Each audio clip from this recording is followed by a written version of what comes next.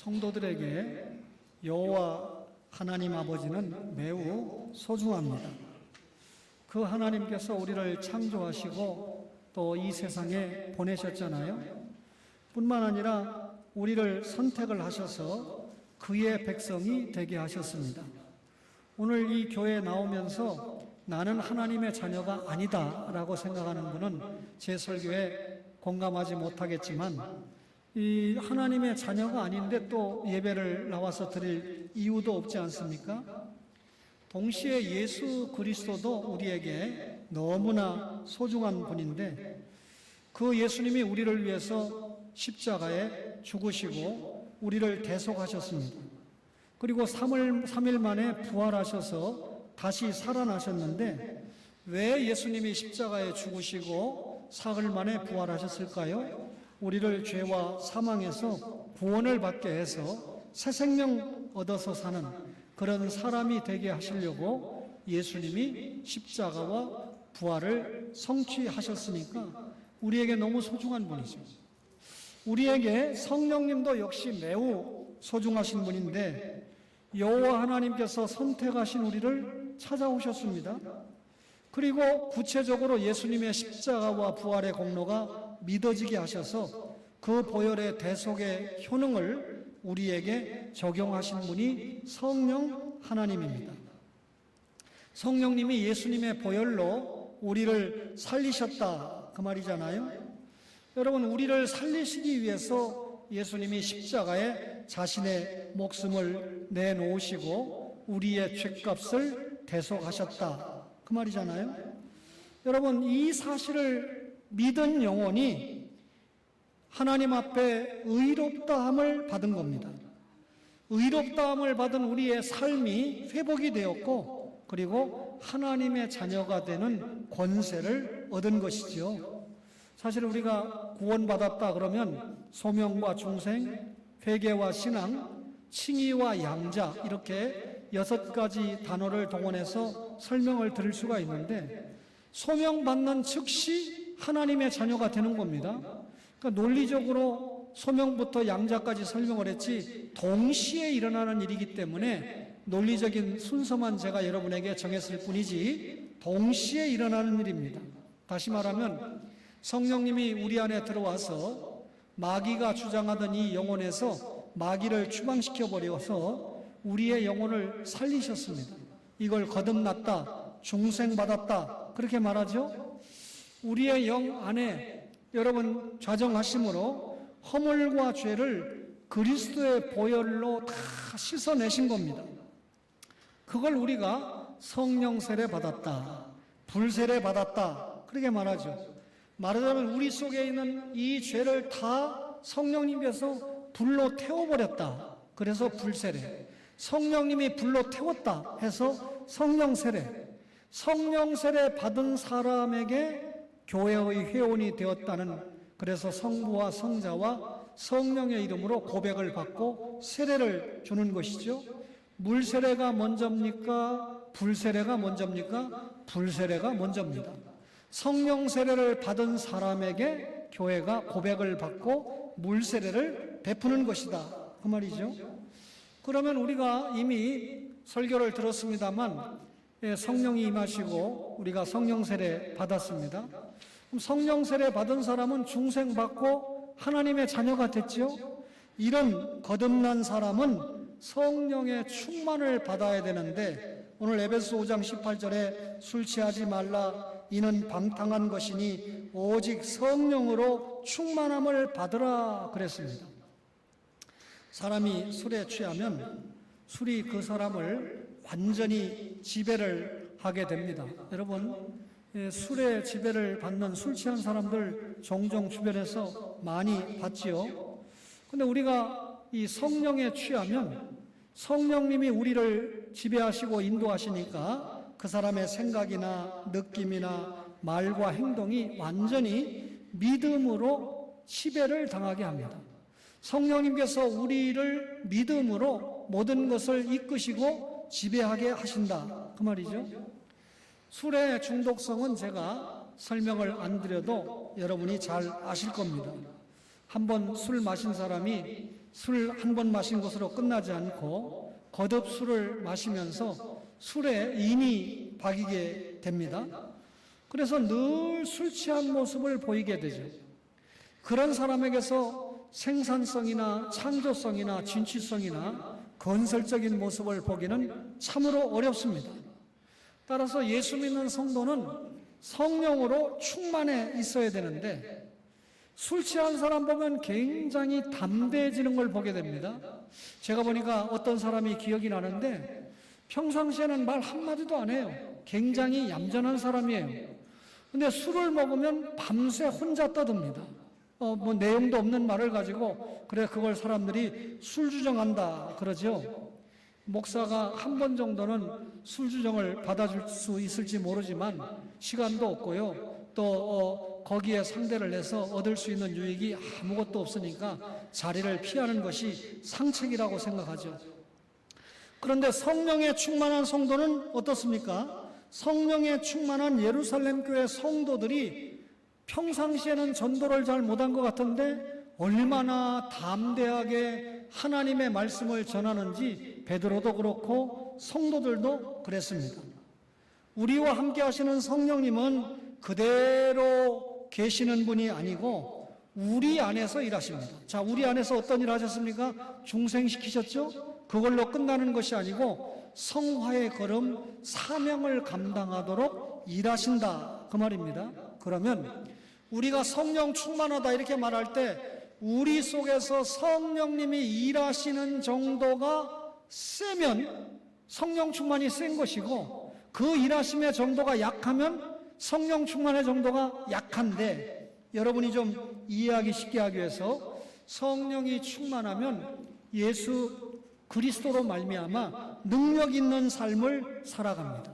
능력의 삶, 성령의 삶, 오직 너희에게 성령이 임하시면 권능, 능력을 받고 전도해라 그랬잖아요. 성도가 성령에 취하면 성령님의 영향을 받는데요.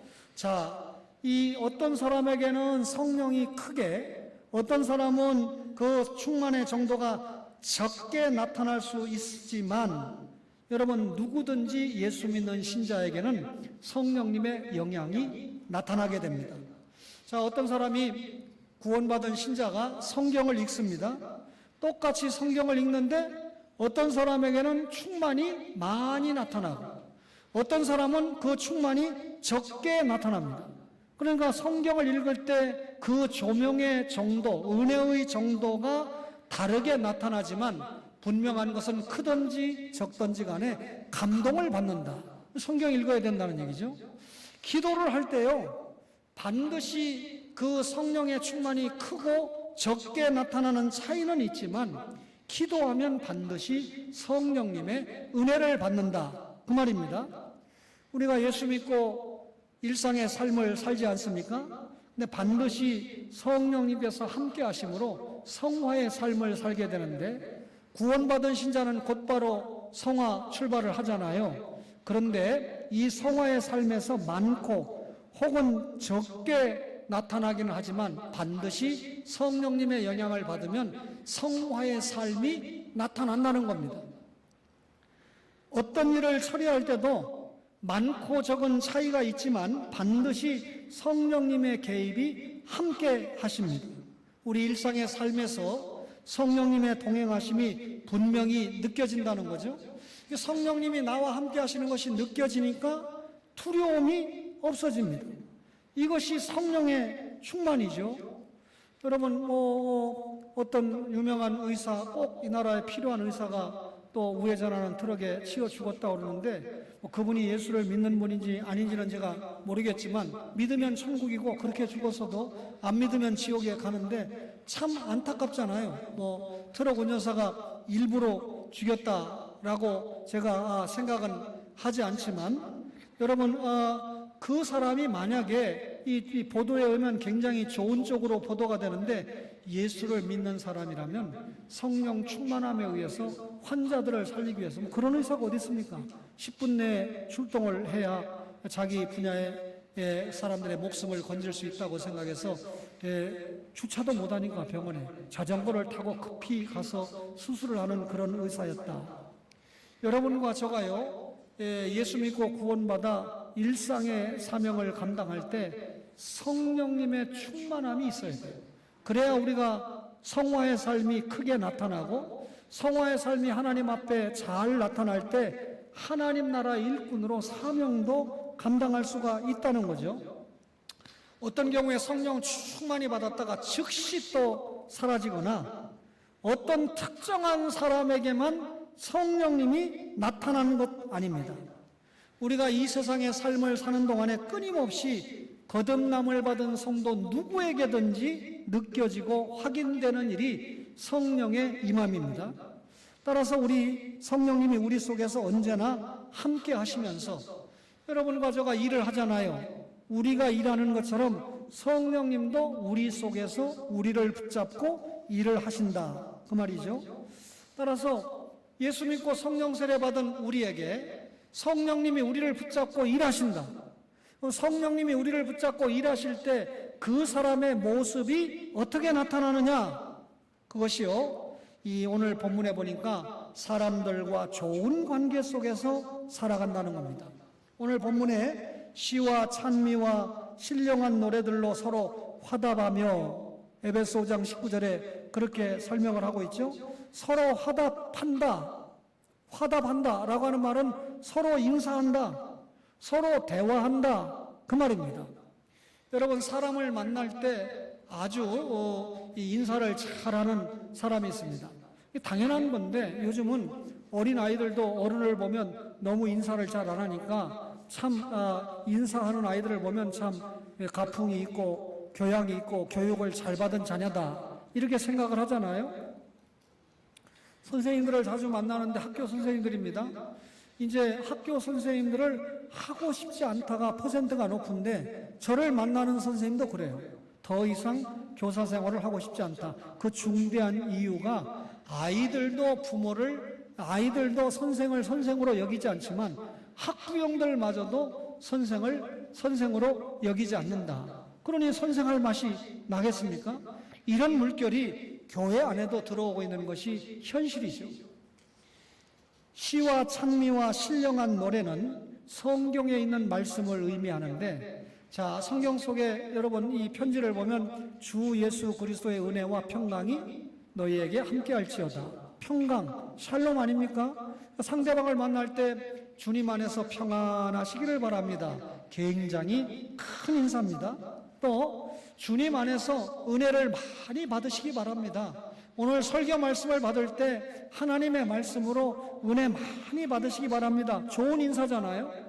이 은혜와 또 이 평강은 성경에 기록된 인사고요. 성경 전체를 볼 때 우리가 구원받으면 영혼만 구원받습니까? 여러분이 구원받은 영혼이 앞으로 영화에 참석할 이 육신을 끌고 가잖아요. 따라서 영육간에 강건하세요. 육신이 아무리 튼튼해도요, 영혼이 병들어 버리면 건강하지 못합니다. 또 영혼이 건강해야 육신이 건강할 수 있습니다. 제 가까운 사람이 굉장한 위기를 넘기고 있는 중인데, 육신이 굉장히 피폐해졌지만 영적으로 강건함이 있으니까 육신의 피폐함을 이겨가는 것을 제가 일기로 8개월 가까이 기록을 하고 있습니다. 중요한 것은 성령님이 함께 하셔서 그 삶을 인도하시는 성도의 성령 충만한 삶의 모습이 여러분 사람들과 좋은 관계 속에서 나타난다.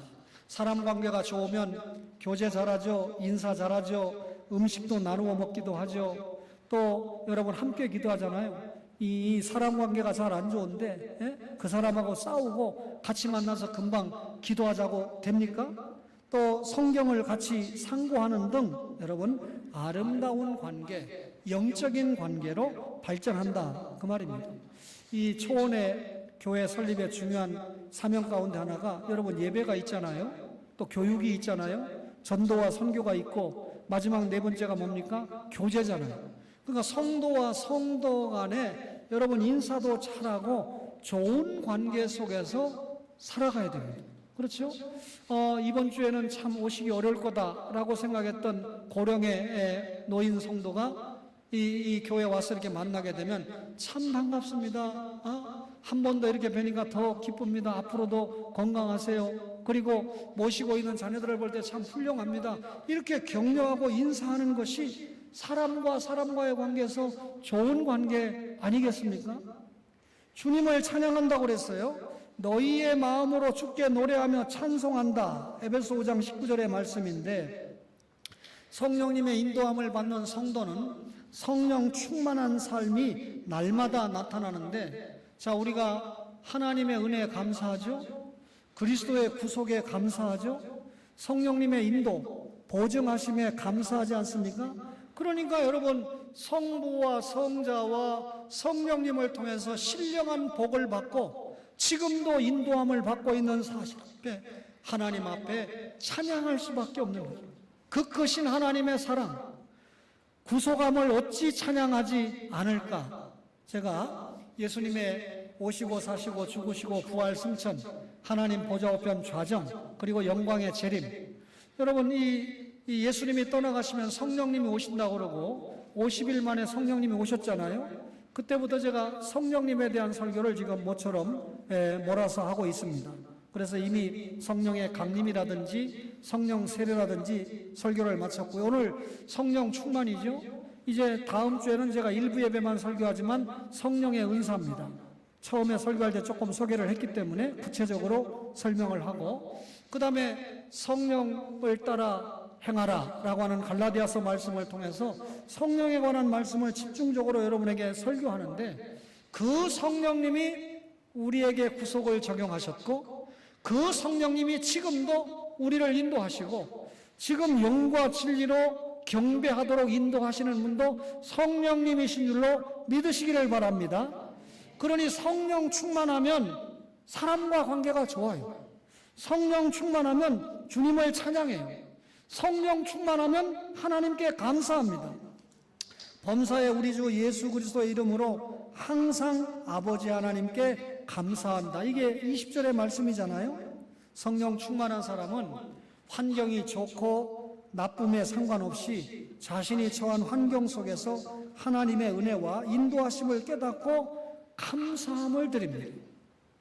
한 6, 7개월 동안 거의 과거와 같은 대화는 단절됐지만 하나님 앞에 이 어려운 환경을 만났지만 감사했습니다. 뭘 감사한지 압니까? 하나님, 제가 이번 기회를 통해서 회개할 수 있는 거 감사합니다. 하나님, 이번 기회를 통해서 특별하게 기도하고 동일한 환경과 처지에 있는 사랑하는 성도들을 위해서 기도할 수 있도록 한 거 감사합니다. 지금까지 사랑하지 못한 부분이 많은데 더 사랑하라는 사인을 주시고 성도들도 더 사랑해야 된다는 그런 사인을 하나님께서 주셔서 감사합니다. 그렇다면 어려움을 만난 것 자체도 감사의 조건이 될 수 있다, 그 말이죠. 정말 성령 충만한 성도는 잘 될 때만 감사하는 것이 아니라 어렵고 역경을 만날 때도 감사하는 성도입니다. 성령 충만한 성도는요, 피차 복종을 하는데 에베소 5장 21절에 그리스도를 경외함으로 피차 복종하라 그랬습니다.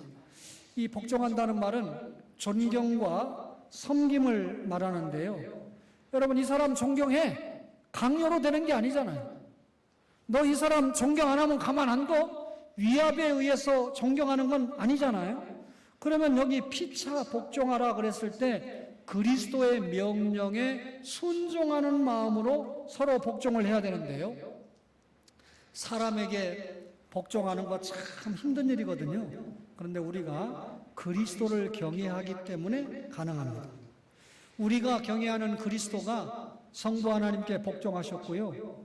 우리를 구원하기 위해서 십자가의 죽으심까지 그 전에 온갖 고난과 수치와 경멸과 멸시를 받는 일에 순종하셨습니다.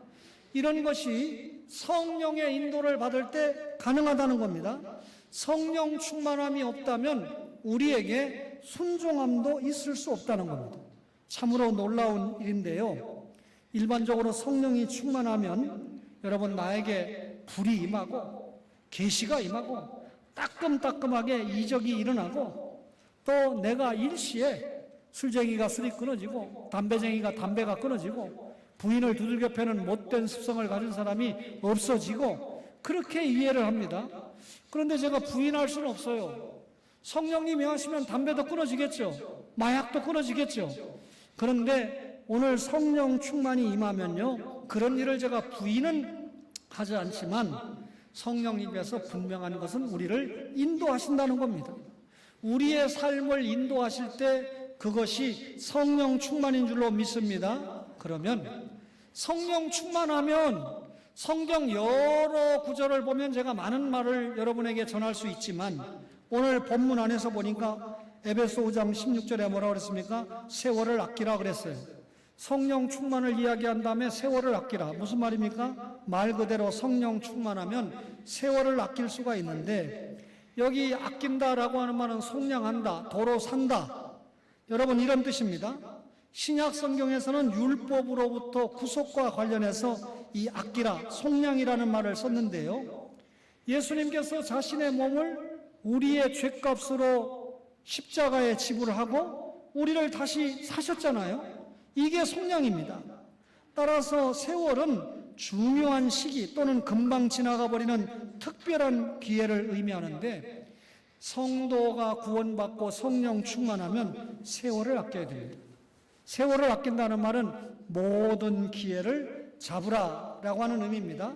주어진 환경 속에서 기회를 찾아서 그에 따르는 어떠한 희생과 대가를 치르더라도 그것을 놓치지 말라. 이것이 여러분 성령 충만의 모습입니다. 세월을 아껴야 됩니다.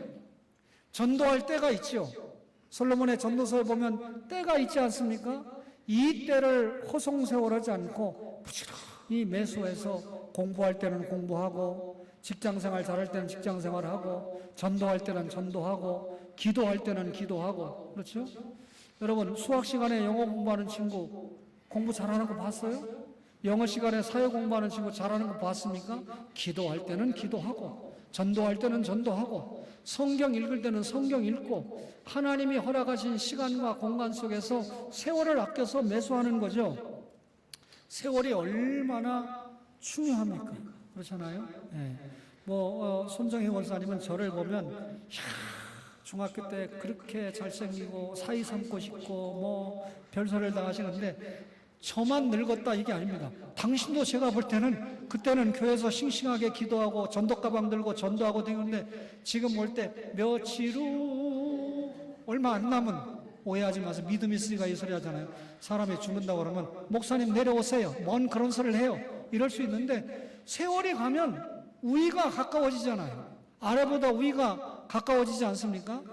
그러니 이 주어진 이미와 아직의 긴장 관계 속에서 세월을 아끼는 수밖에 없어요. 과거에 100년 동안 할 수 있던 일을 요즘은 한 달도 안 걸려서 한 개인이 처리할 수 있답니다. 그만큼 과학도 발달하고 여러 가지가 발달하니까 옛날에 100년 걸리는 일을 지금은 불과 한 달 만에 해낼 수 있다는 겁니다. 그만큼 시간이 소중하고 이 시간을 통해서 할 수 있는 일들이 참 많아요. 우리가 이런 시간을 속량하지 않는다면 매일 술 취하고 매일 마약에 취하고 매일 음란에 취하고 여러분 시간을 유익하게 보내는 것이 아니고 무익하게 보낸다는 것이죠.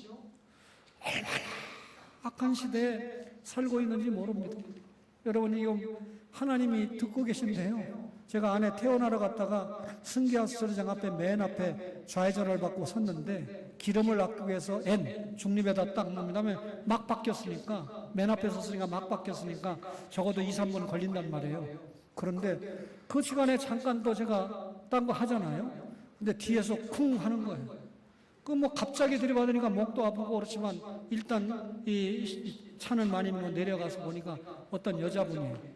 그래서 제가 일단 빨리 이 등록증 내놓으세요. 등록증 사진 찍고 자기 차 사진 찍고 그리고 이따 신고해 주세요. 하고서 이제 확인했으니까 그렇게 갔습니다. 제 아내를 퇴원을 시키고 제 아내하고 이야기를 했습니다. 이런 사고가 있었는데 내 사람으로도 알려줬으니까 카톡에 보면 목사라는 거 훤히 알 거고 그렇게까지는 못 본 것 같아요. 그러니까 내일까지 기다려보고, 보통 교통사고 당하면 다음날 힘들 경우가 많거든요. 제가 또 갑자기 꽝 했으니까 오해하지 마세요. 우리 교회 여권사님이 당했으면 지금 교회 못 왔습니다. 그래도 제가 평상시 좀 건강하게 살고 운동을 하니까 목이 좀 튼튼하잖아요. 그래도 이렇게 됐다니까요. 왜냐하면 1m를 앞으로 N자를 놨으니까 뒤에서 밀어서 1m는 밀려갔으니까.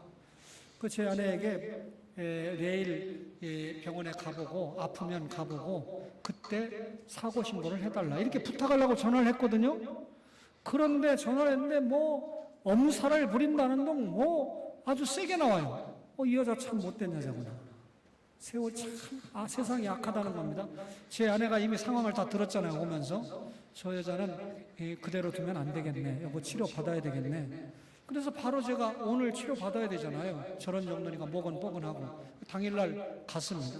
그랬는데 나중에 보니까 자기 아들 차를 끌고 왔는데 자기는 보험이 안 되는 거예요. 그것도 어떻게 알았냐면 보험회사 신고를 받고 치료를 시작했는데 치료하고 있는데 전화가 또 왔어요. 보험회사에서 그분은 자격이 없기 때문에 안 됩니다. 그러니까 당신 돈으로 돈 받아야 된다 그 말이죠. 근데 뒤늦게 알았지만 책임보험도 치료는 조금 해주나 봐요. 정상보험은 많이 해주지만 책임보험 신고를 했는데 책임보험에서 그랬는가 봐요. 이런 정도는 한 50만 원 정도 치료비 되다가 그 이상이 나오면 당신이 담보해야 된다. 그렇게 한 것 같아요. 그러니까 그때부터 저에게 치료받는데 서너 번 전화가 오는 거예요. 그때마다 내가 녹음했죠. 합의 봅시다. 나한테 엄살 부리지 말고 나를 통해서 돈 벌으려고 하지 말고 그거 다 녹음됐어요. 이런 여자가 있어요? 세상에. 그래서 다 끝나고 난 다음에 가족회의 했습니다. 아들까지 불러가지고 녹음을 들으면서 아들 목사가 이 사람을 바로 깨닫게 하기 위해서라도 아빠가 끝까지 치료를 받아야 되겠다. 거기까지가 실화인데 제가 생각할 때 무슨 이야기를 하냐면 세상이 왜 이렇게 악하냐 이거죠.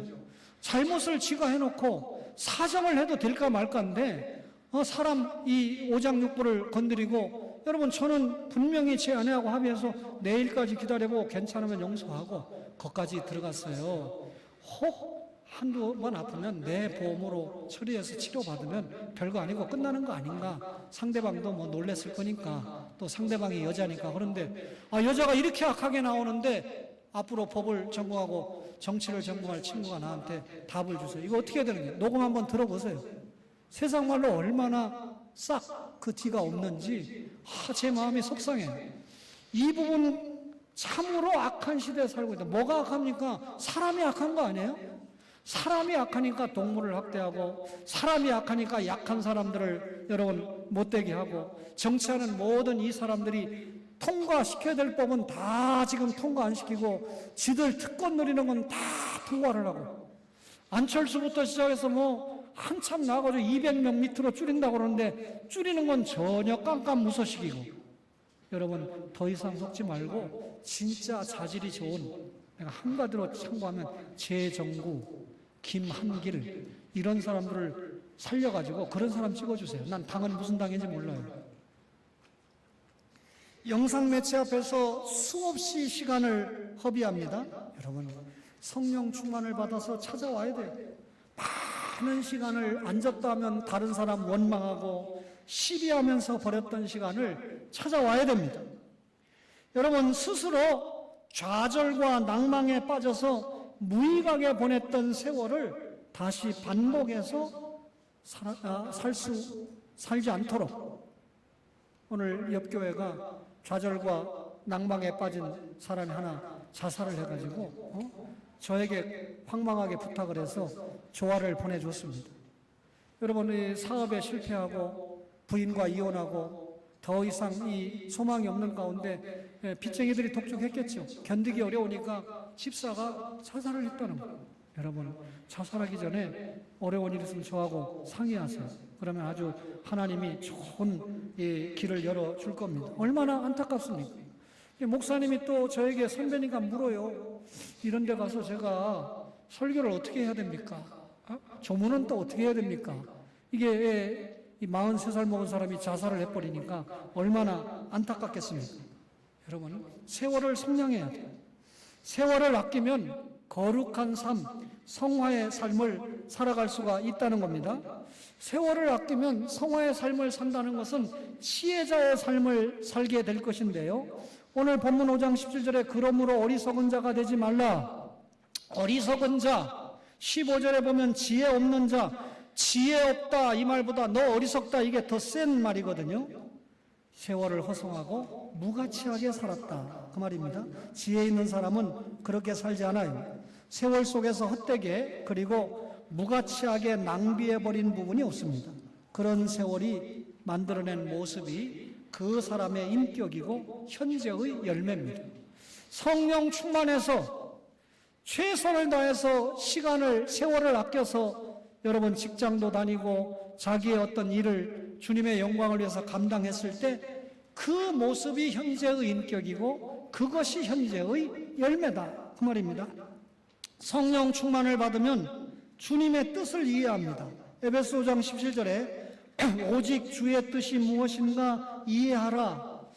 저는 성경을 대하면서 성령 충만한 사람이 참 많이 있지만 요셉이 내세울 만한 사람인 것 같아요. 요셉은 성령 충만했는데 요셉의 형제들은 성령 충만하지 못했습니다. 어리석게 행동한 사람들입니다.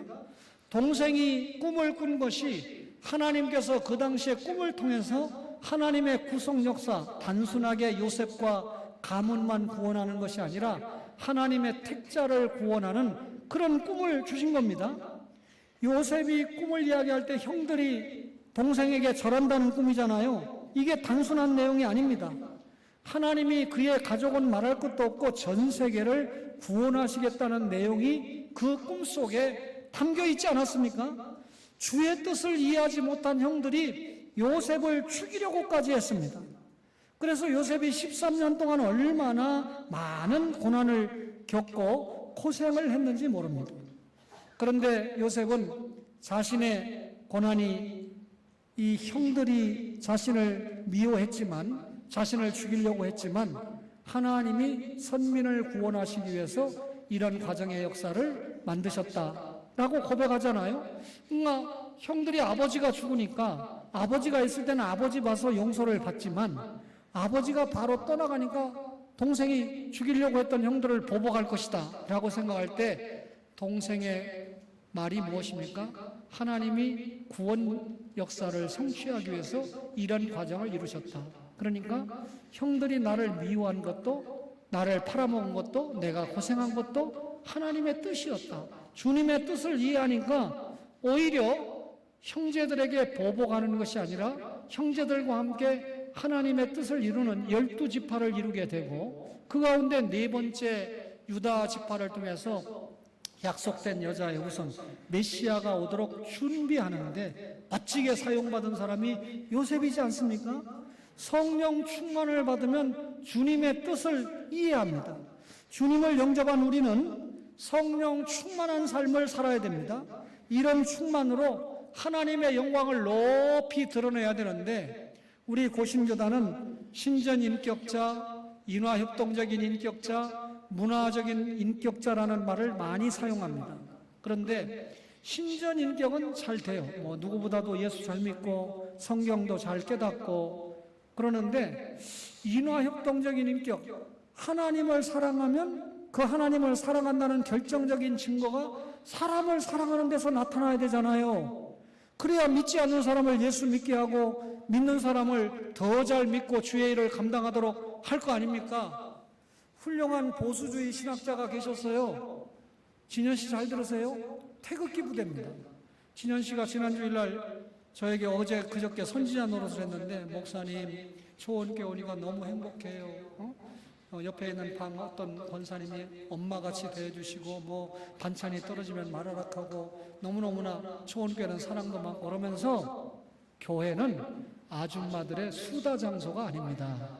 그리고 정치하는 곳이 아닙니다. 저 밑에 아래지방에 교회를 다녔는데 아주 그냥 이 보수 우파가 셌던 모양이에요. 그 지역이다 보니까 이 믿음이 있는 아들이 볼 때는 그거 아니라는 거죠. 또 제 강의를 봐도 그게 아니라는 거죠. 어떤 학자가 아주 보수 우파예요. 6.25 때 아버지도 돌아가시고 형도 죽고 그러니까 얼마나 공산주의가 싫겠어요. 그러니까 주사파 정권 하면 일을 가는 거죠. 교수님, 목사님이 되셨는데 이런데 집회 참석하고 자꾸 그런 글을 쓰시면 진보적인 입장에 있는 분들은 목사님을 외면하고 예수 안 믿거나 신앙 안 잘합니다.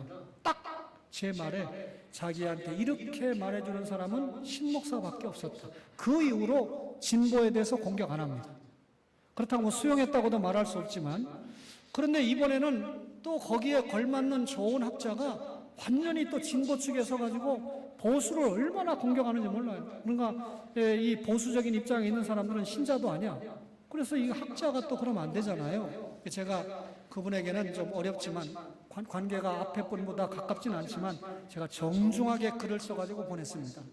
목사님이 훌륭한 학자시고 목사님인데, 목사님의 글을 대하는 사람들 가운데 보수적인 성향이 있는 사람들은 목사님 책 안 봅니다. 목사님 설교 안 듣습니다. 마음 닫습니다. 그걸 원하십니까? 아니면 목사님의 설교를 보수든 진보든, 목사님의 신구약 완관 주석을 낸 분입니다. 최근에 이걸 다 보수든 진보든 다 읽고 은혜 받기를 원합니까? 뭐 당연하지 않아요? 목사입니까? 정치가입니까? 목사는 목사여야 됩니다. 여러분, 정치에 대해서 걱정하는 건 하나님 나라 확장을 위해서 삼성이 잘 되고 현대가 잘 되고 정치가 잘 돼야 여러분들이 직장 가서 월급도 잘 벌고 사업도 잘 벌어서 헌금도 드리고 선교도 하고 선교사들도 돕고 할 거 아닙니까? 그래, 나라가 잘 돼야 돼요. 그러려면 목사가 정치에 관심을 갖고 기도하는 거지, 어떤 특정한 위치에 서가지고 그쪽을 하고 선거철이 되면 국회의원들 불러가지고 인사시키고 여기 찍어주라 하고, 그거는 아니라는 거죠. 여러분들이 판단해서 감당을 해야 될 일이죠. 무슨 얘기하다 이 얘기를 합니까? 성령 충만한 신자는 하나님과의 관계를 잘하면 사람과의 관계도 잘합니다. 사람과의 관계를 잘하면 문화적인 인격자, 이게 뭡니까? 선교적 삶을 산다는 거죠. 왜 돈을 잘 벌어야 돼요? 왜 공부 열심히 해서 직장 또 튼튼해야 돼요? 그 일을 통해서 하나님 나라 확장에 잘 사용받기 위해서. 그러니까 결국 이 문화적인 인격자라는 것은 이 세상의 가정과 직장과 우리의 모든 삶이 하나님 나라 확장을 시키기 위한 축복의 통로로, 수단으로 매수를 해야 된다, 그 말이죠. 성령 충만하면 신전인격자 됩니다. 성령 충만하면 인화협동적인 인격자 됩니다. 성령 충만하면 여러분 문화적인 인격자가 됩니다. 성령 충만한 삶을 사시기를 주의 이름으로 축원합니다.